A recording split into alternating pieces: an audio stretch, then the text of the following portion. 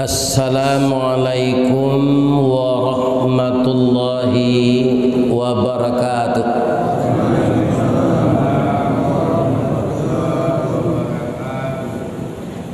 A'udzu billahi minasy syaithanir rajim. Bismillahirrahmanirrahim. Alhamdulillahilladzi ahyana ba'dama amatana wa ilaihin nusyur.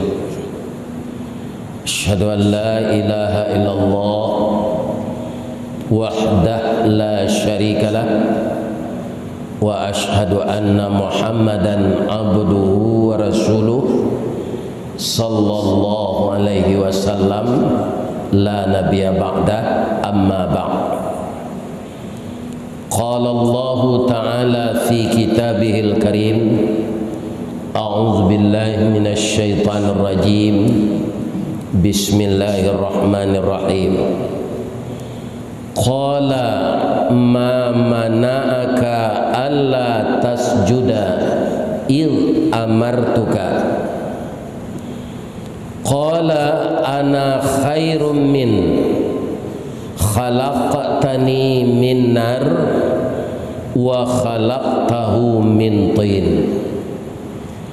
Qala fahbit minha fama yakunu laka an tatakabbara fiha fakhruj innaka minas saghirin.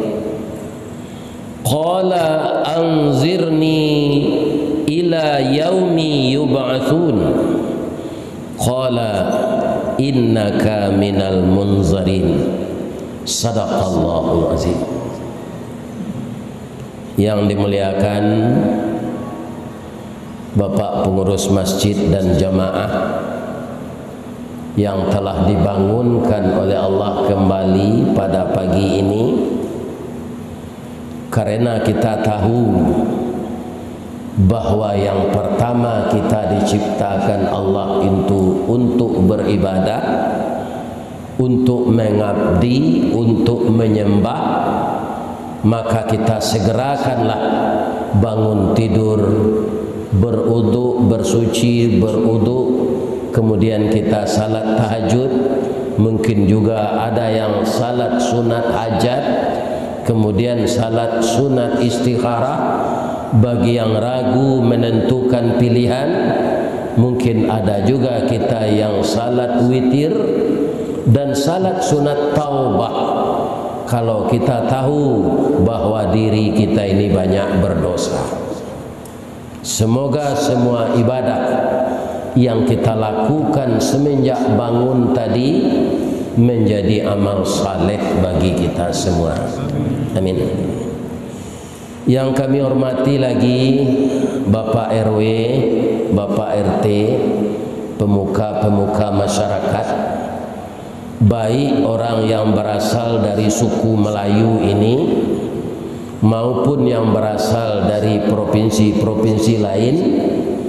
Dan kebetulan takdir Allah kita mengais rezeki di kota Batam ini. Mungkin juga ada di Sumatera Barat yang kental disebut dengan orang Minang, bahwa orang Minang itu adat basandi sarak, sarak basandi kitabullah, sarak mangato adat mamakai.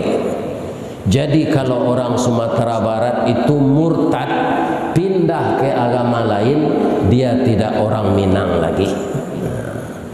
Bagaimana pula di Minang kata-kata penghormatan, nanti saya terjemahkan kepada bapak-bapak yang tidak berasal dari Minang. Kata-kata penghormatan yang akan saya baca ini saya terjemahkan nanti ke bahasa Indonesia. Nan kami hormati Niniak mama urek tunggang pucuk nan bule di nagari, dahan rampak daun narimbun jopusako, putih labe buah nan masak makanan anak kemanakan, nan tinggi tampak nyuari, nan dake jolong basuo, tunggak tuo di dalam kampung, ayam putih tabangnya siang, kapai tampai batanyo, kapulang tampai babarito, bagi anak kemanakan. Nan ambo hormati sagalo orang siap. Jadi di Minangkabau Pak, kalau ulama dan kiai itu disebut orang siap. Sejarahnya begini, tapi sejarah ini tidak tertulis. Dulu di Riau ini, lebih dulu orang Riau ini masuk Islam dari orang Sumatera Barat.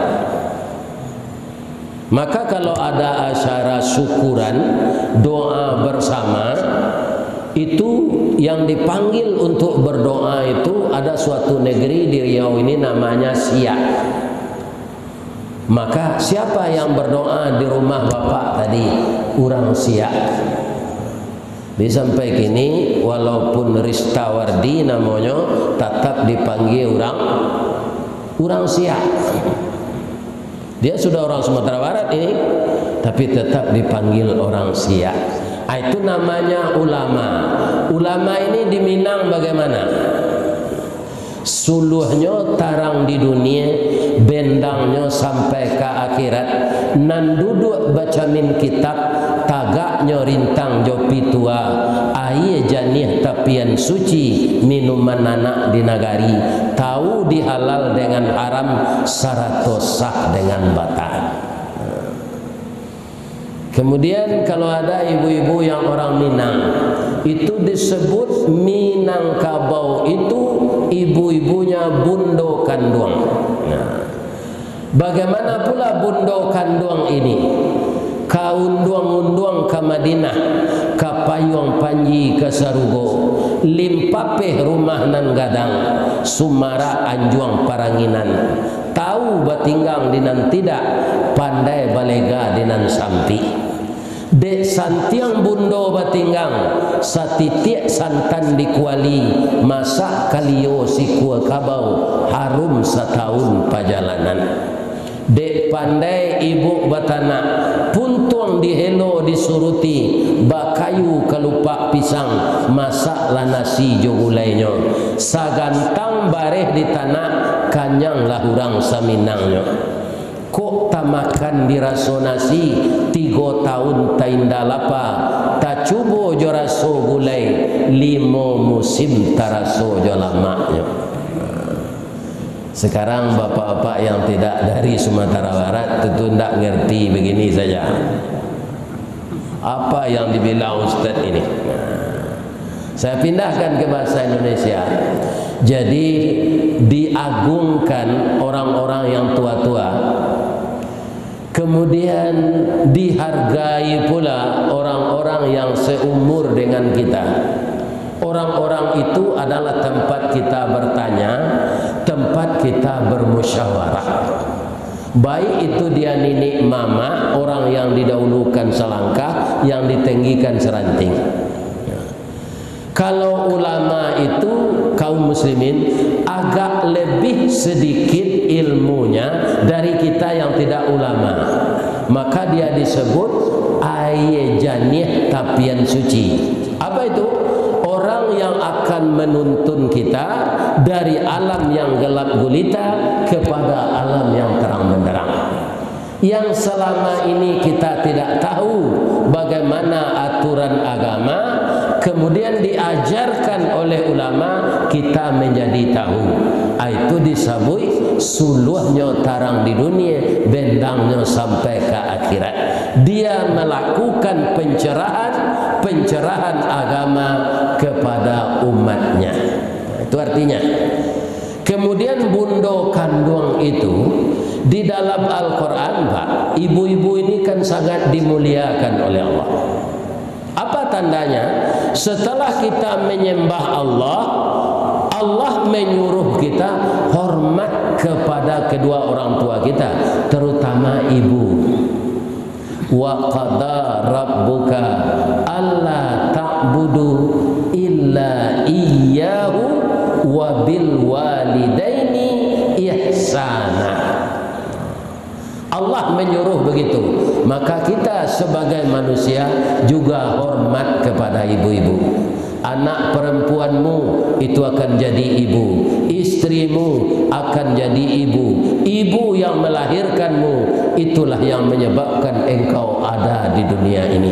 Maka ibu-ibu ini disanjung pula. Karena apa? Dia yang pandai memasak, ya kan? Ibu-ibu itu apa yang enak selera kita, dia pandai bikin. Maka ibu-ibu ini kita hormati. Ambam puru aduang bunian, artinya orang yang cekatan untuk memasak, mengurus anak, membersihkan rumah tangga. Itu artinya yang saya baca tadi. Sekarang kaum muslimin, bapak-bapak, judul kajian kita subuh ini, berhati-hatilah dengan godaan syaitan. Itu judulnya. Pernah terjadi dialog antara Allah dengan syaitan iblis ini. Itu bisa kita baca di dalam surat Al-A'raf, surat nomor 7 yang telah kita bacakan sebahagian tadi.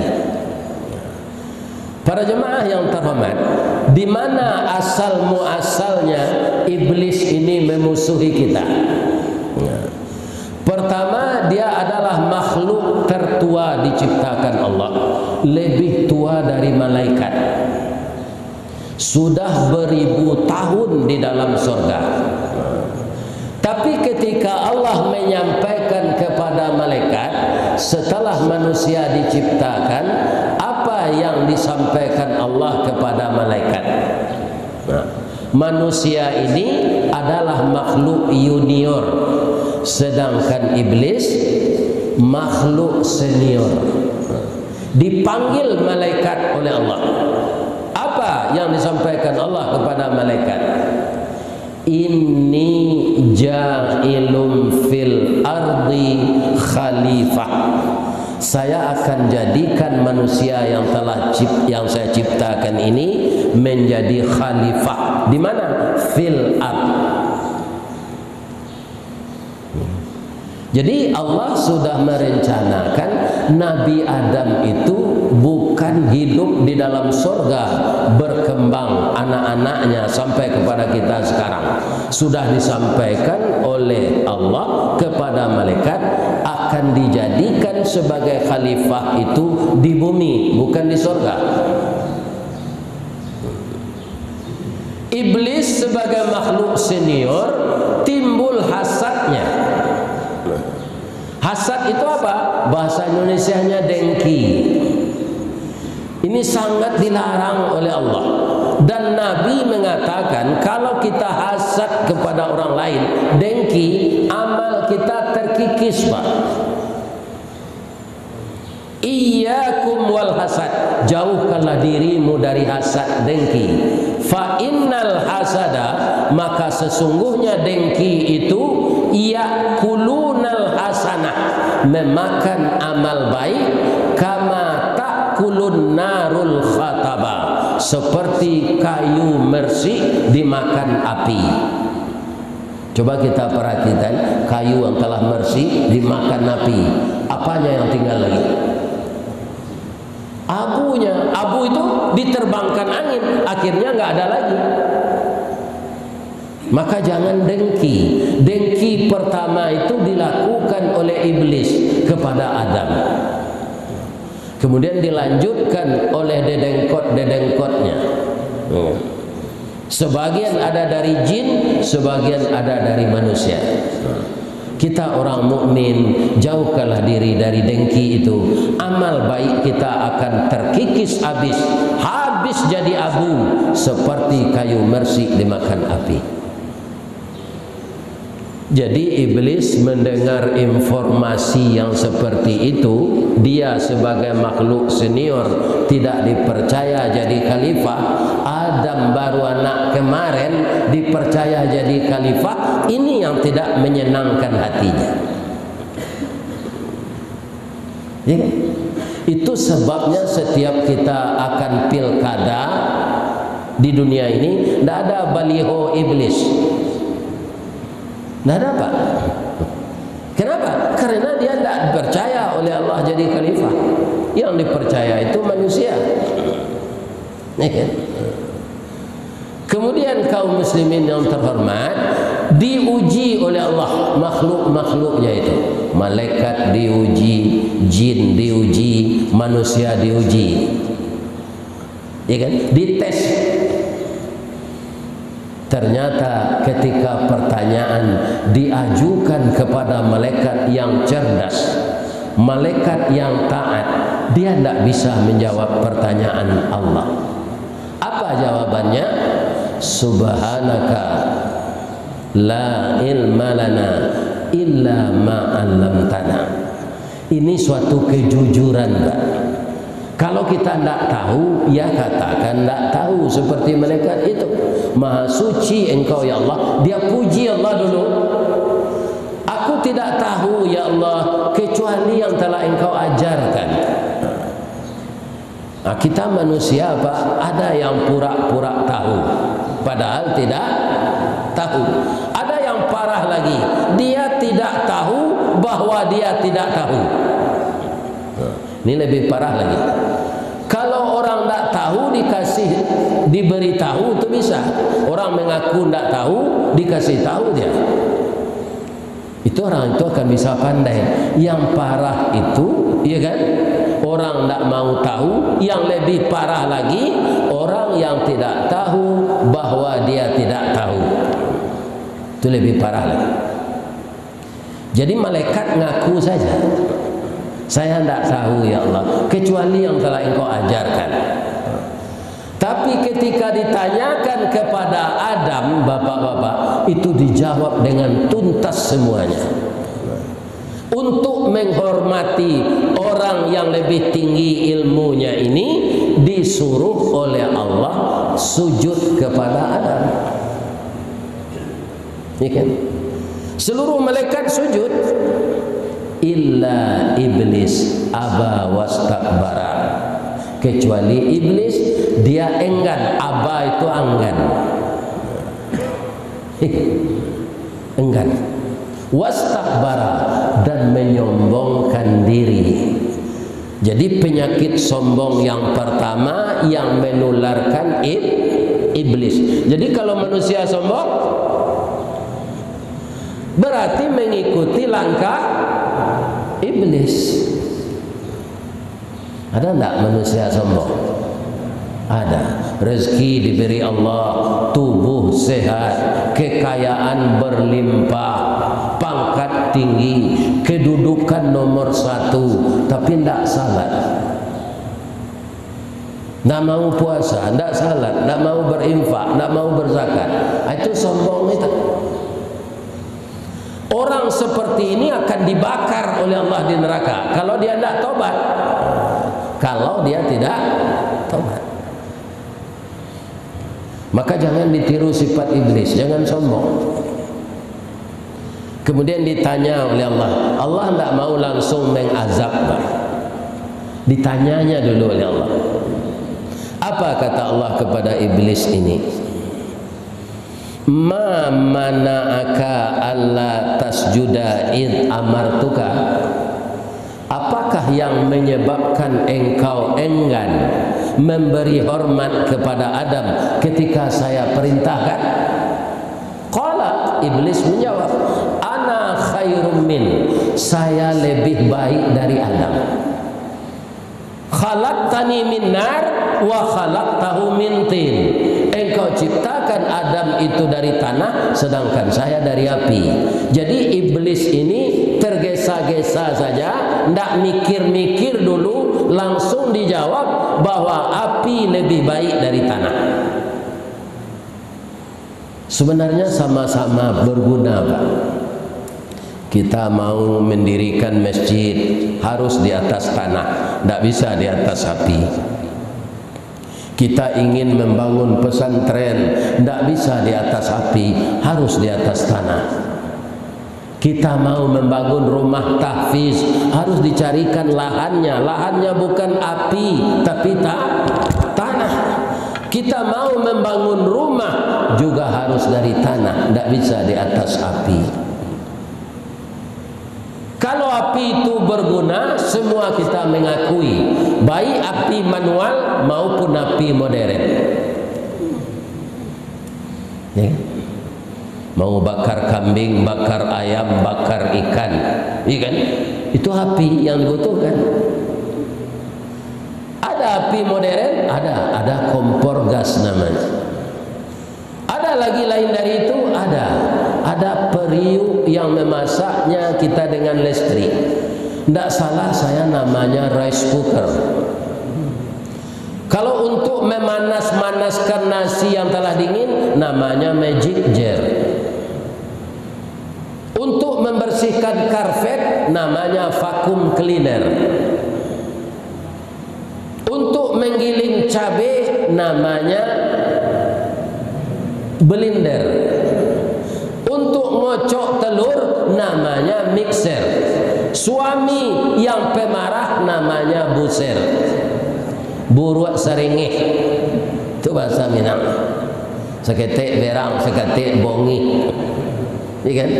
Dah ada hatinya itu sabar. Kaum muslimin yang terhormat, walaupun sudah ada rice cooker, sudah ada kompor gas, iya kan? Bisakah kaum muslimin kalau kita ingin membuat lemang? Ada kue tradisional di Minangkabau namanya lamang. Kalau di Indonesia kan lemang. Bisakah membakar lemang ini di kompor gas? Tidak bisa, Pak.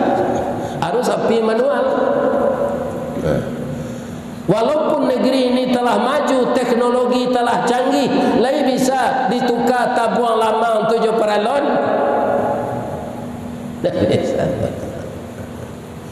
Belum matang lemang itu lagi, peralon itu sudah meleleh dibakar api. Jadi harus buluh talang. Ini yang lupa iblis, maka dia jawab, dia lebih baik dari Adam. Saya dari api, Adam dari tanah. Satu kesombongan yang dilakukan, dia dulu makhluk yang taat tinggal dari surga. Satu saja yang dilakukan, menantang Allah, maka dia diusir oleh Allah. Apa kata Allah kepadanya? Fahbit minha fama yakunu laka an tatakabbara fiha fakhruj innaka minas saghirin. Tidak pantas engkau menyombongkan diri di tempat yang penuh nikmat ini. Turunlah engkau dari sini, engkau makhluk terhina, saghirin. Apakah iblis cemas terusir dari surga itu? Tidak, Pak. Karena dia sudah lama di sana. Sudah beribu tahun. Yang masalah kita ini, Pak, pertama umur kita pendek. Kita tidak bisa beramal sebanyak umat Nabi Nuh, Pak. Nabi Nuh itu dan umatnya umurnya sampai 1000 tahun. Kan lama dia beramal. Kita umat Nabi Muhammad, umur kita tidak terlalu panjang. Kalau saya ini sudah lebih dari umur Nabi Muhammad 7 tahun. Nabi Muhammad SAW umur beliau 63, saya sudah 70. Iya kan? Sebenarnya sudah patut meninggal, Pak. Iya kan? Tapi meninggal itu ternyata ajal. Namun kita tidak akan sepanjang Nabi Nuh, Pak. Tidak akan sampai 1000 tahun. Iya kan? Kalau sudah 70 ini, Pak, jauhkanlah diri dari sakit hati. Jangan sakit hati lagi. Kalau kita udah 70 ini, yang sakit itu boleh sakit pinggang, sakit lutut, itu boleh itu. Boleh itu. Tapi sakit hati jangan, jauhkan. Bersihkan hati itu. Kalau kita udah tua, 2 saja yang boleh sakit. Sakit lutut, sakit pinggang. Jadi kalau ada bapak yang umurnya sudah 70, rumahnya rumah bertingkat tinggi, itu sedekahkan saja ke rumah kafis. Kemudian bikin rumah yang tidak pakai tingkat lagi. Sebab lutut ini tidak bisa naki ke atas lagi. Iya kan? Kemudian untuk membersihkannya beli sapu panjang itu. Iya kan? Untuk masak makanan dengan Grab saja. Yang lain kita infakkan untuk jalan Allah. Artinya apa? Harta kita bermanfaat. Jangan ditiru iblis. Kaum muslimin, apa permohonan iblis kepada Allah terusirnya dia dari surga? Anzirni ila yaumi yub'atsun. Ya Allah, panjangkan umur saya sampai hari kiamat. Apakah ini diberi oleh Allah? Diberi, Pak. Bukan sekedar dipanjangkan umur iblis itu. Apalagi diberi dia umur panjang, tidak sakit, tidak pikun, tidak lemah, tidak tua. Bapak kalau tidak percaya bahwa iblis itu tidak sakit, pergilah ke rumah sakit. Tanya sama perawat itu, berbisik aja ke telinganya. Ibu perawat, saya tanya ini, ada tidak iblis dirawat di sini? Tidak ada, Pak. Karena iblis itu sehat terus, tidak tua-tua. Maka dia bersemangat untuk menyesatkan kita dari jalan Allah. Bersemangat sekali dia agar kita tersesat dari jalan Allah. Batasnya kapan? Sampai roh keluar dari badan. Bapak nanti terbujur, tidak berdaya lagi, napas sudah sesak, disebut sakratul maut. Iblis masih datang di sana untuk mengganggu Bapak tidak membaca kalimat la ilaha illallah.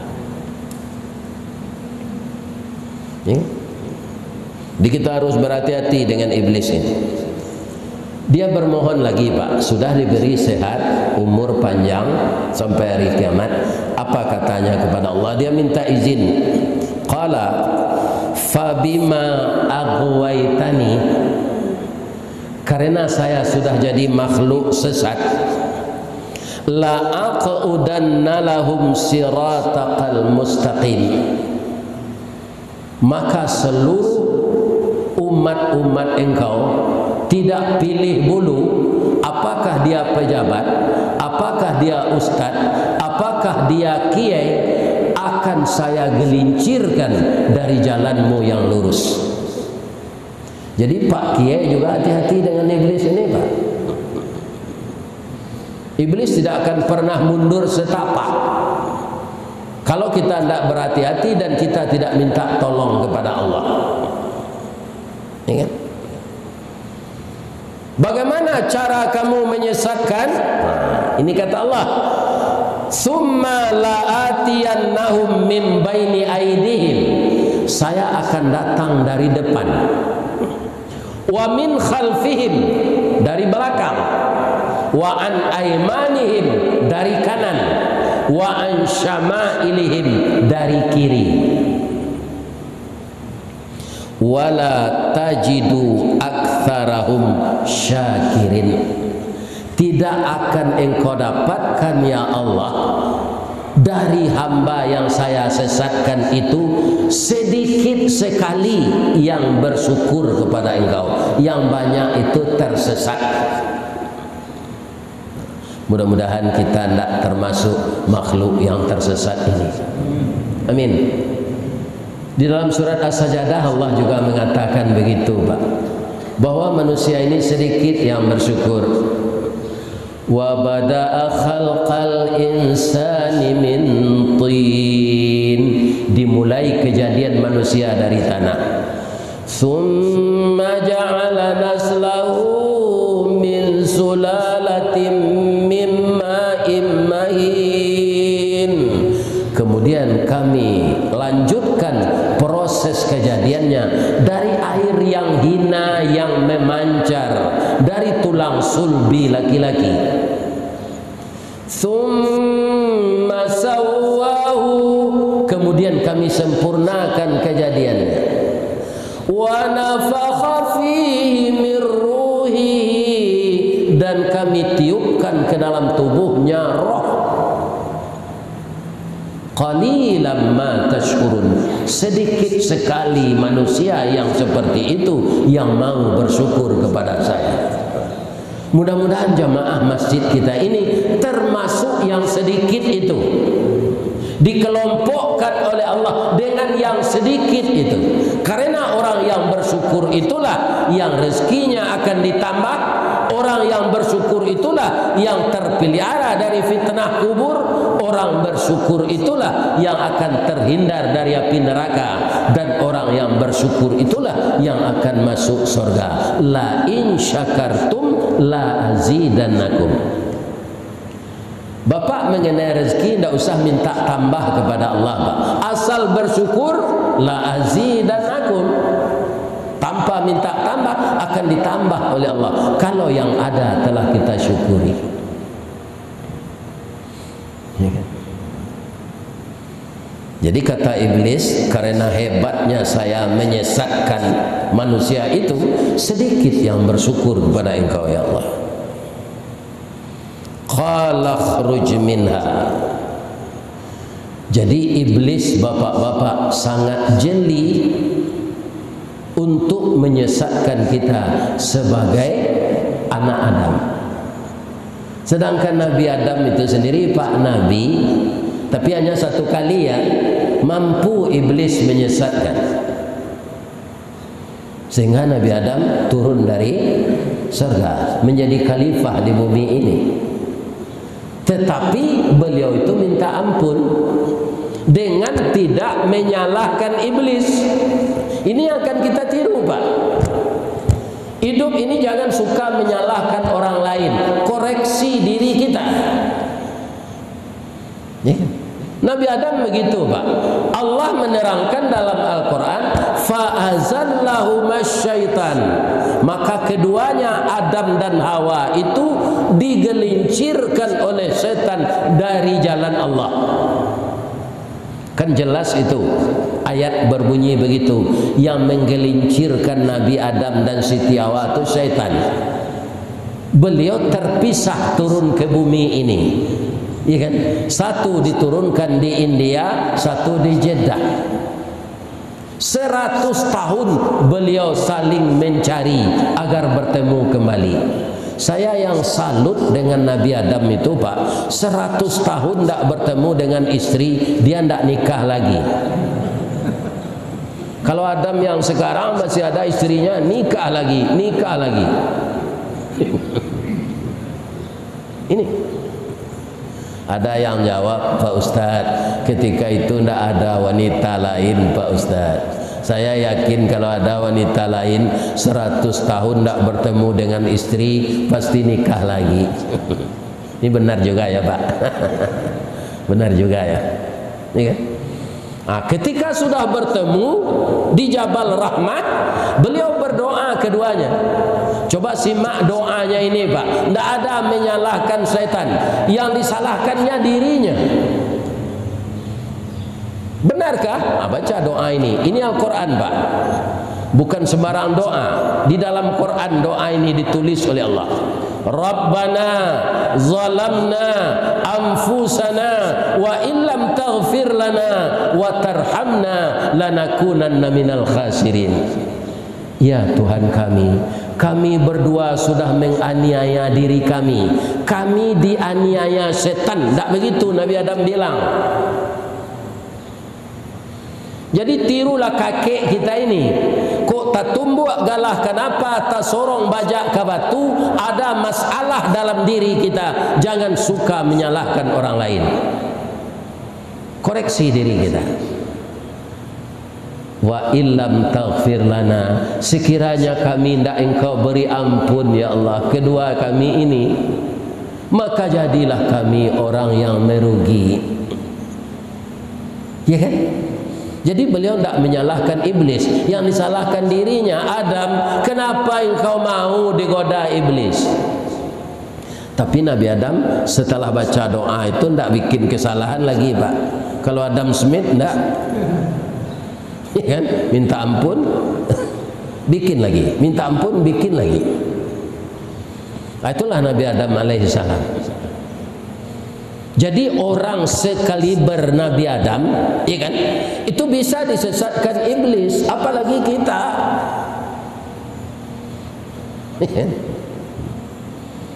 Jadi bagaimana caranya agar kita tidak tersesat, agar nanti kita husnul khatimah, agar semua yang diberikan Allah ini membawa berkah? Bagaimana caranya? Pertama, fastaiz billah, berlindung kepada Allah. Karena iblis diciptakan Allah, kita diciptakan Allah. Iblis diizinkan untuk menyesatkan kita, Pak. Kalau boleh saya sebut, dia dapat SK dari Allah untuk menyesatkan kita, ya kan? Maka kita sebagai makhluk Allah berlindung pula kepada Allah itu, ya kan? Jangan berlindung kepada yang lain. Dalam membaca Al-Quran saja kita dahului dengan a'udzubillahi minasyaitonir rajim. Kenapa, Pak? Iblis itu tua dari kita, Pak. Jadi pasti pengalamannya lebih tinggi dari kita. Yang kedua, dia hidup melihat kita. Kita tidak bisa melihat dia. Ada tidak jamaah masjid kita ini yang pernah melihat iblis? Ada? Agak satu orang saja nunjuk, ada. Bagaimana bentuknya iblis? Nah, ada, Pak. Coba kita bayangkan, kita bertempur setiap detik, setiap menit, sepanjang hidup kita dengan makhluk yang tidak bisa kita lihat, sedangkan dia melihat kita. Bagaimana melawan makhluk kayak gitu? Tidak ada pilihan kita kecuali minta tolong kepada Allah. Wa qur rabbi a'udzubika min hamazis syayatin wa a'udzubika rabbi ayyadurun. Itu ayat Quran lagi. Aku juga berlindung kepada Engkau ya Allah dengan kehadirannya setiap detik. Percaya tak Bapak wahai iblis itu hadir setiap detik? Ketika Bapak angkat takbir pertama tadi, takbiratul ihram, Bapak sangat khusyuk itu. Mata Bapak kadang-kadang terpejam. Allah. Mulai Bapak membaca Allahumma ba'id atau wajahtu, atau karena kunci rumah hilang. Ini mah kunci tadi terletak. Ini kedatangan iblis dan dedengkot-dedengkotnya menjadikan hati kita ketika salat itu mengingat yang lain. Nah, makanya kita harus berlindung kepada Allah. Begitu juga kalau kita dipercaya sebagai pengurus masjid, Pak. Kan ada kotak-kotak infak itu. Sekali berapa kotak infak itu dibuka? Itu bersama-sama melihatnya, Pak. Jangan sendiri bendahara saja. Sebab bisa saat itu iblis berbisik. Kunan sirah-sirah piti seretui kuan dok zela dalam sekuija. Jangan diumumkan ke masyarakat. Ya kan? Akhirnya pengurus masjid itu tidak mengurus masjid itu, manguruyan musajid. Kurus dana masjid karena perangainya. Nah ini bapak-bapak, inilah iblis lihainya. Pertama orang tidak berencana, tapi tiba-tiba datang iblis, orang melakukan hal-hal yang terlarang. Itu hebatnya iblis itu. Maka berlindung kepada Allah. Bapak-bapak kaum muslimin, makanya laki-laki dan perempuan yang tidak suami istri dilarang bersunyi-sunyi ke tempat yang lengang. Itu dalam Quran namanya mendekati zina. Wala taqrabuz zina, Pak. Walaupun kiai, Pak, kalau didekatinya zina itu, Bapak kurung kiai itu dengan anak gadis cantik di suatu tempat. ya kan? Kemudian pertama, bagaimana Dek, sehat? Nah, kemana kita ini makan siang? Itu para jemaah, akan datang setan yang ketiga agar orang itu berzina. Makanya ustadz-ustadz yang diundang ngaji ke Batam ini jangan di hotel kafir dia ditidurkan. Ditidurkanlah di rumah khusus untuk mubalik. Ya kan? Bisa saja dia tergoda Pak dengan wanita-wanita jahat yang menjual diri itu. Karena apa? Dia dekati tempat itu, iblis datang menggodanya. Kerajaan saya sekali konyo ndak ada nan ijo nan tali nan isu nan kini kok masuk neraka kalian sama ndak awak seorang. Ini iblis itu lihainya. Nah, yang kedua, supaya kita jangan dihancurkan oleh iblis, beramallah dengan ikhlas, tulus. Jadi apa saja.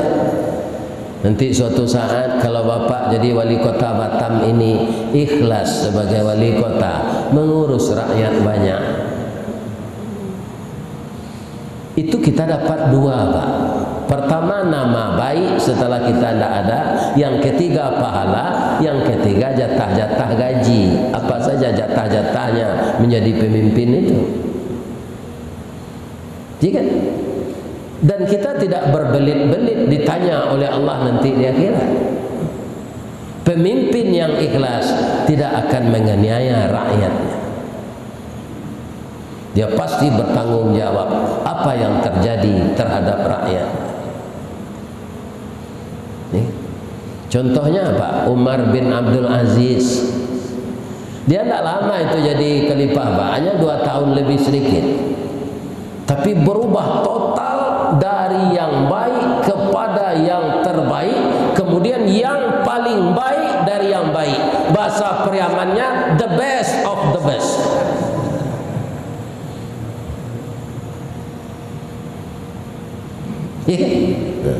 Suatu kali Pak, Umar bin Abdul Aziz ini belum pulang juga di kantor, hari udah malam. Datanglah putranya. Assalamualaikum. Waalaikumsalam. Ayah, ada yang mau saya bicarakan ini. Mau bicara dengan ayah? Nak, iya ayah. Yang akan kamu bicarakan itu antara kita ayah dan anak, atau antara rakyat dengan pemimpin? Antara ayah dengan anak, ayah, kata anak. Lantas lampu di kantornya itu dipadami.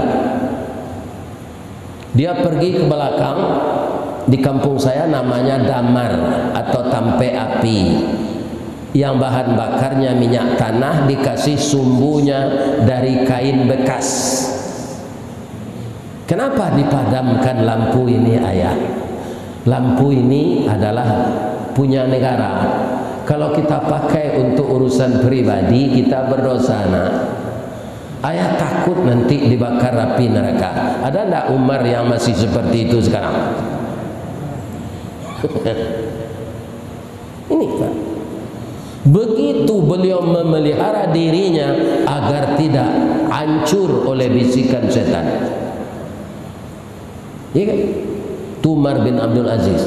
Ini Bapak kalau jadi wali kota Batam nanti tirulah itu.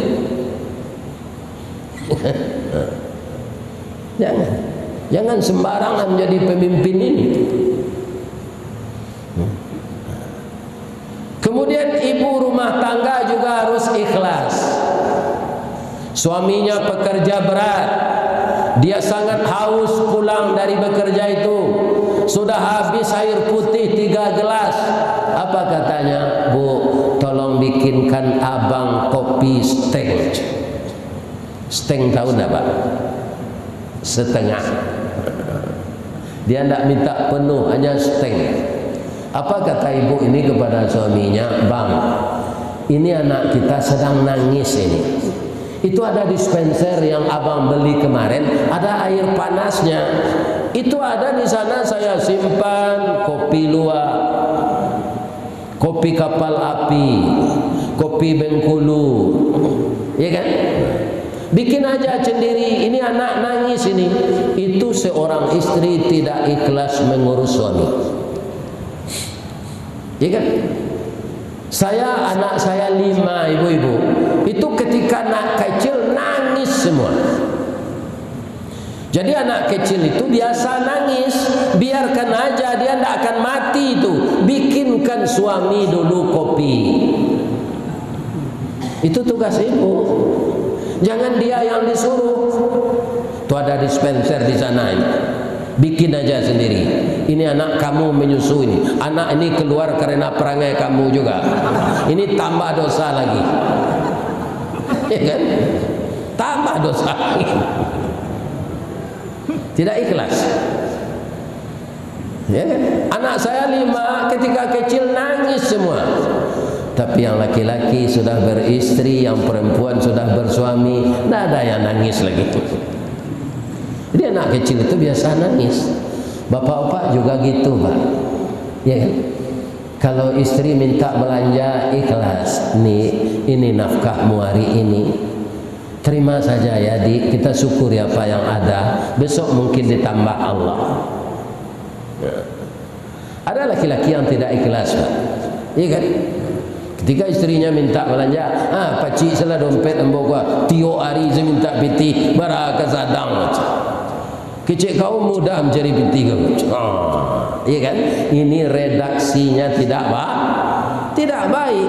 Emosi kepada istri yang minta belanja, keluar kata-kata kasar yang tidak pada tempatnya. Ya kan? Orang seperti ini mudah digelincirkan oleh iblis. Jadi beramallah dengan ikhlas. Kalau beramal tidak ikhlas, Pak, sama dengan patung. Orang jual pakaian jadi itu, Pak, kan ada yang dipakaikan ke patung. Ya, untuk apa itu, Pak? Supaya kita yang beli itu tertarik. Sebab patung itu, Pak, itu tubuhnya itu atletis. Jadi pakaian yang dipakai itu cantik kita lihat. Tapi kalau kita yang pakai seperti saya ini, Pak, ukuran perut ini 2XL-nya, ukuran bahu lain. Makanya saya kalau bikin baju harus dasarnya dibeli, pergi ke tukang jahit. Kalau baju siap itu kerap kali tidak cocok. Kenapa? Sultan Saripado tinggi parui dari dado, tidak atletis. Ada perempuan ke pasar, dia lihat patung memakai pakaian muslim. Apa katanya kepada suaminya? Bang, saya beli pakaian ini ya. Ya belilah, kata abang. Sangat cantik dilihat, Pak, pakaian muslim itu. Iya kan? Dipajangkan di tubuh patung. Tiba di rumah dia pakai, dia tanya suaminya, Bang, secantik tadi enggak? Enggak, kata istrinya. Kata suaminya, kenapa? Kamu itu udah gembrot, ya kan? Tidak secantik tadi. Ya kan? Jadi kaum muslimin, bagaimanapun cantiknya patung itu dihiasi dengan pakaian, ya kan? Maukah Bapak ngambil patung cantik itu untuk istri anak muda Bapak? Tidak mau itu. Akan diapakan patung itu? Kaki keras, tangan keras, masak tidak pandai. Begitulah beramal tidak ikhlas, sama dengan patung tidak pakai nyawa. Yang ketiga, supaya kita terhindar dari godaan setan dan iblis, banyaklah dalam hidup ini berbaik sangka, jangan berburuk sangka.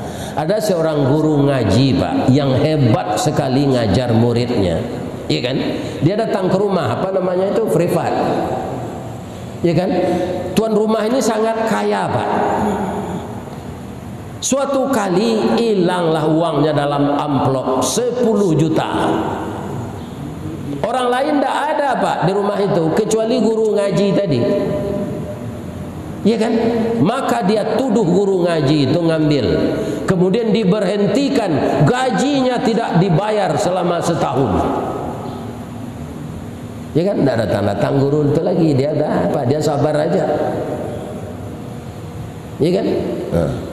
Kaum muslimin, para jemaah yang terhormat, ya kan?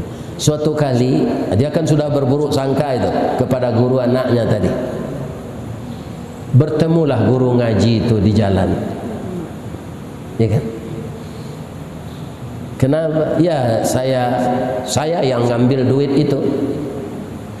Karena apa? Duit itu terletak di bejana buah-buahan, nanti kena air.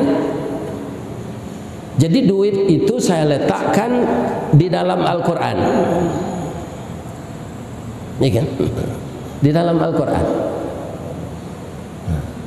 Kenapa ibu tidak bertemu dengan duit itu? Saya yakin, saya menguji ibu bahwa selama saya tidak datang, ibu dan suami ibu tidak ada baca-baca Quran lagi. Ibu berburuk sangka saja kepada saya, tapi sudah saya maafkan. Tandanya ibu tidak baca Quran. Kalau ibu baca Quran itu pasti bertemu duit itu. Tidak tanggung menyesalnya orang kaya yang berduit tadi, minta-minta maaf di peluk-peluknya guru ngaji. Ini sudah terlanjur berburuk sangka kepada orang yang tidak bersalah. Sebenarnya orang tadi menguji ketika dia tidak ada, apakah orang ini masih baca Quran. Ya kan?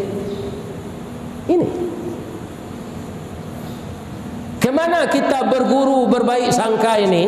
Bapak kalau sudah cukur rambut, ya kan, ada setelah itu dibaringkan kita ya, kursi itu direbahkan, ada enggak di sini?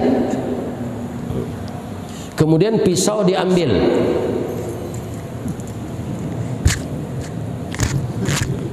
ada enggak orang yang bercukur itu lari? Ini orang mau nyembelih saya itu. Tidak ada Pak. Mereka malah tertidur ketika dibeginikan dengan pisau. Kenapa bisa tertidur? Dia berbaik sangka kepada tukang cukur tadi, bahwa tukang cukur ini tidak akan menggorok lehernya, tapi membersihkan bulu. Nah ini Pak, kalau orang tadi berburuk sangka pasti dia lari. Nah, jadi kalau kita berbaik sangka, alam tempat kita berpijak ini lapang Pak. Tapi kalau kita berburuk sangka, ya kan, tidak berbaik sangka, alam yang lapang ini terasa sempit. Maka banyaklah dalam hidup berbaik sangka. Mudah-mudahan kita terhindar dari godaan iblis tadi. Pertama, berlindung kepada Allah. Kedua, beramal ikhlas. Yang ketiga, banyaklah berbaik sangka. Subhanaka Allahumma Rabbana wa bihamdika astaghfiruka wa atubu ilaik. Subhanallah walhamdulillah wa la ilaha illallah. Semoga Allah memberkahi acara kita ini dan kita doa bersama. Na'udzubillahi minasyaitonir rajim. Bismillahirrahmanirrahim. Alhamdulillahi rabbil alamin. Hamdan naimin wa hamdan syakirin. Hamdan yuafi ni'amahu wa yukafi mazidah. Ya Rabbana lakal hamd kama yanbaghi li jalali wajhikal karim wa azimi sultanik. Allahumma salli ala Sayyidina Muhammad wa ala ali Muhammad. Ya Allah yang maha agung, di subuh yang cerah ini, setelah kami salat berjamaah ya Allah, kami duduk beriktikaf dengan tenang, mendengarkan santapan rohani, mendengarkan tausiah untuk meningkatkan keimanan dan ketakwaan kami ya Allah. Bertemu di rumah Engkau ini dalam beribadah, jadikanlah silaturahim kami semakin kental. Bangunkanlah jembatan hati untuk mempererat ukhuwah Islamiyah di antara kami. Ya Allah yang Maha Agung, terimalah amal kami. Duhai Allah, selama mata kami masih melihat, jadikanlah mata ini melihat yang pertama ayat-ayat Al-Quran setiap hari. Selagi hati kami masih Engkau beri kesehatan lahir dan batin, jadikanlah hati kami selalu berzikir, membaca nama Engkau ya Allah. Selama kaki kami masih melangkah, jadikanlah kaki ini ringan untuk salat berjamaah ke masjid ya Allah. Selagi tangan kami masih sehat dan mampu berfungsi, jadikanlah tangan ini pemurah untuk membagi rezeki yang akan kami bagikan untuk jalan Engkau ya Allah, yang berasal dari Engkau, dan kami kembalikan sebahagian untuk jalan Engkau. Ya Allah, Tuhan yang Maha Pengasih, kasihi dan ampunilah orang tua kami yang melahirkan kami, yang menghamilkan kami, ayah kami yang tidak tahu siang dan malam, hujan dan panas mencari nafkah agar kami bisa seperti yang sekarang ini. Ada orang tua kami yang telah meninggal ya Allah, lepaskanlah beliau dari fitnah kubur, lepaskanlah beliau dari azab jahanam, masukkanlah ayah bunda kami ke dalam surgamu ya Allah. Ya Allah, Tuhan yang Maha memberi petunjuk, jadikanlah anak-anak kami mendapat petunjuk Engkau, menjadi anak yang saleh dan anak salehah. Hindarkanlah generasi kami ya Allah dari perbuatan maksiat dan mungkarat. Jadikanlah negeri kini aman, rezekinya berlimpah dari langit dan bumi, yang halal dan baik ya Allah. Hindarkanlah kami semuanya dari siksa dan azab-Mu ya Allah. Dekatkan kami dengan kebaikan, jauhkan kami dari keburukan. Rabbana amanna bima anzalta wattaba'na ar-rasula faktubna ma'as syahidin faktubna ma'al muttaqin faktubna ma'as salihin. Allahumma inna nas'aluka ridhaka wal jannah wa na'udzubika min sakhatika wan nar. Rabbana atina fid dunya hasanah wa fil akhirati hasanah wa qina adzaban nar. Wa sallallahu ala khairil khalq Muhammadin nabil ummi wa ala alihi wa sahbihi ajmain walhamdulillahi rabbil alamin. Al-Fatihah.